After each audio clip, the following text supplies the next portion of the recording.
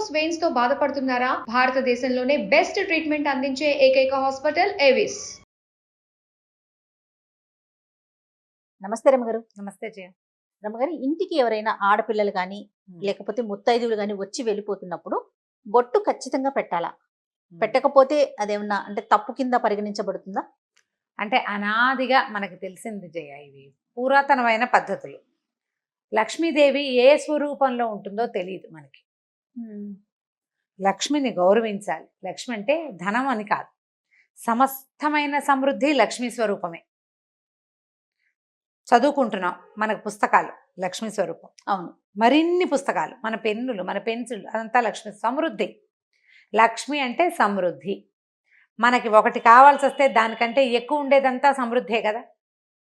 ఆరోగ్యం అంతే, ఐశ్వర్యం అంతే, ఇల్లంతే, వాకిళ్ళ సమస్తమైనవి బట్టలతో సహా ప్రతిదీ సమృద్ధి. ఈ సమృద్ధిని ఇచ్చేటువంటి ఆ శక్తి ఏ స్వరూపంలో గోచరిస్తుందో మనకి కనపడదు, మనకు తెలియదు. అది తెలియదు కాబట్టి మన ఇంటికి వచ్చిన లక్ష్మికి స్త్రీ స్వరూపం ఉంటుందని అనాదిగా మనం నమ్ముతున్నాం. అవును అవును, ఆమె శ్రీదేవి, స్త్రీదేవత. పురుష రూపంలో కూడా రావచ్చు పురుష రూపంలో కూడా.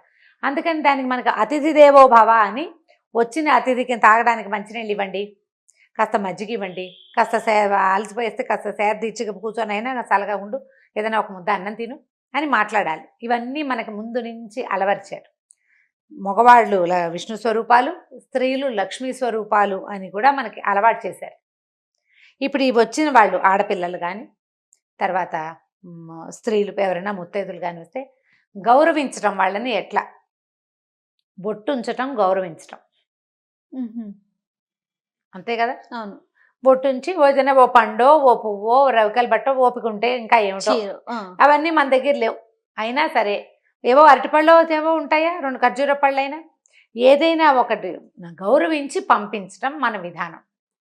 ఇలా గౌరవించబడిన స్త్రీ వల్ల మనకి లక్ష్మి కలిసి రావచ్చు.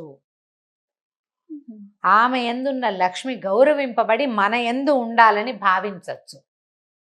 రెండోది, స్త్రీలకి బొట్టు పెట్టడం. అది ఏంటంటే దీంట్లో ఒక చిన్న మార్మికమైన ఒక వ్యవహారం ఉంటుంది. ఇప్పుడు ఎవరో మన ఇంటికి వచ్చారు, వాళ్ళకి మన పట్ల ఎలాంటి ఇబ్బంది, అనాదర భావం కలిగిన, లేకపోతే ఈర్ష్యాసూయలు పుట్టిన ఏదో ఒక భావం కలుగుతుంది కదా. అదొక తీవ్రమైన భావం అనుకో, దాని దృష్టిపాతం మన మీద ఉండకూడదు. ఓహోహో, అందుకని ఈ నుదుటన ఉండే ఆజ్ఞా చక్రాన్ని చల్లబరుస్తాం మనం బొట్టు పెట్టి. అది వాళ్ళ దృష్టి పాజిటివ్గా మన మీద ఉంటుంది. అది పాజిటివ్గా మార్చటం ఒకటి గౌరవించటం అయితే, రెండోది వాళ్ళ యొక్క ఉద్దేశాలలో మన మీద ఎటువంటి ఆగ్రహమో, ఆవేశమో, కష్టమో, నిష్ఠూరమో, విసుగుదలో, ఏదైనా అయిష్టమో, లేకపోతే ఒక ఈర్ష్యో, ఒక తీవ్రమైన భావం కలిగితే ఆ తీవ్ర భావాన్ని చల్లబరచటం. ఆ స్త్రీలు, ఈ పుత్తైదువులు లేదా కన్యపిల్లలు లక్ష్మీ స్వరూపాలు కాబట్టి ఆ వారిని గౌరవిస్తే లక్ష్మీదేవిని గౌరవించినట్లే అయ్యి మనకి మరింత సమృద్ధి పెంపొందుతుంది అన్న ఉద్దేశంతో ఇలా బొట్టు పెట్టడం అనేది ఒక సిద్ధాంతంగా అలవాటు చేశారు. అది పెళ్ళైన స్త్రీకైనా పెళ్లి కాకపోయినా కూడా అంతే కదా. పెళ్ళైన స్త్రీ ఖచ్చితంగా పెట్టాలి. వాళ్ళతో పాటు ఆవిడ చేతిలో చంటి పిల్ల, ఏడాది పిల్ల బుడ్డదానికి కూడా బొట్టు పెట్టాలి. ఆడపిల్లకి బొట్టు పెట్టాలి తప్పకుండా. ముత్తైదు పూర్తిగా గౌరీ స్వరూపం, బాలగౌరి చిన్నపిల్ల అయితే. ఇది ఒక ఆచారం, ఇది మన సంప్రదాయం, ఇది మన ఆచారం, ఇది ఒక మర్యాద. ప్రధానమైనది ఇది ఒక మర్యాద.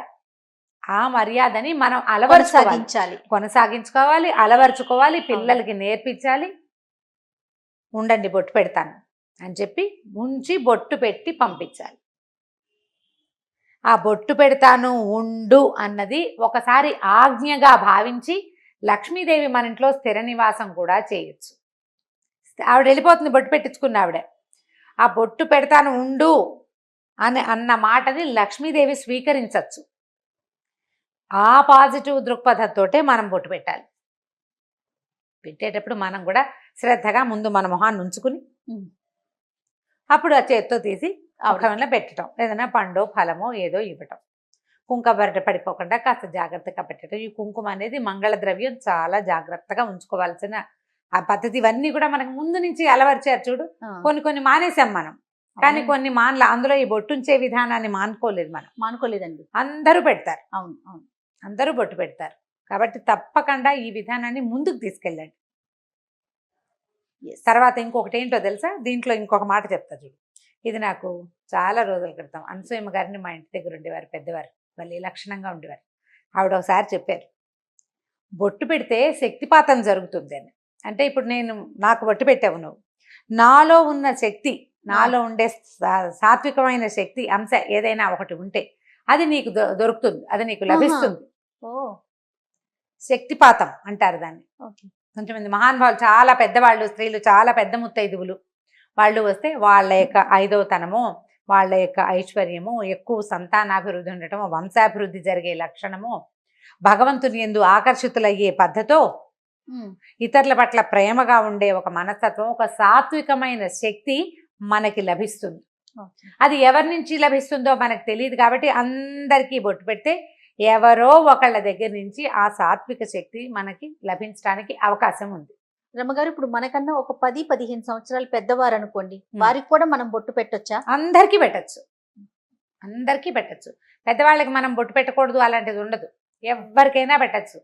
ముసలి మా అమ్మలకి కూడా, అంత పెద్దవాళ్ళకి బొట్టు పెట్టే అవకాశం లభిస్తే భగవంతుడు మన మీద మంచి కరుణ చూపించినట్టు. బొట్టు పెట్టచ్చు, పసుపు రాయొచ్చు. పెద్దవాళ్ళు కూడా చిన్నపిల్లలకి ఎప్పుడు రాస్తారు పసుపు రాయటం, బొట్టు పెట్టడము?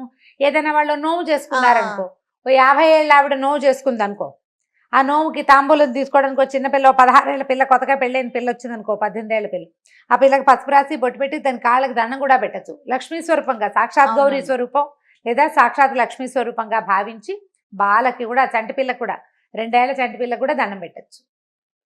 ఈ బొట్టు పెట్టేదానికి పెద్దగా వయసులో తేడా లేవు. వాళ్ళు బొట్టు ఉంచుకునే అలవాటు ఉన్న వాళ్ళు కావాలి, విధానం ఉన్న వాళ్ళు అయితే చాలు. బొట్టు పెట్టడమే ఇక్కడ పెట్టచ్చు, సీమంతంలో పెట్టచ్చు, పైన కూడా నుదుట్లో పెట్టచ్చు, పాపిట్లోనూ పెట్టచ్చు, ముఖం మీద నుదురు మీద పెట్టడమే చాలా కరెక్ట్ పద్ధతి. ఇక్కడ ఆజ్ఞాచక్రంలో బొట్టు పెడితే కనుక వాళ్ళ తాలూకు శక్తి, వాళ్ళలో ఉన్న ఒక సాత్వికం వాళ్ళకి పోయి మనకి రాదు, వాళ్ళలో నుంచి కొంత శాతం మనకి లభిస్తుంది. ఆ ఆలోచనతోటి ప్రతి వాళ్ళకి బొట్టు పెట్టడము, ఇది ఈ అలవాటు ఉంచుకుంటే బాగుంటుంది. తప్పకుండా రమ్మగారు. నమస్తే. నమస్తే.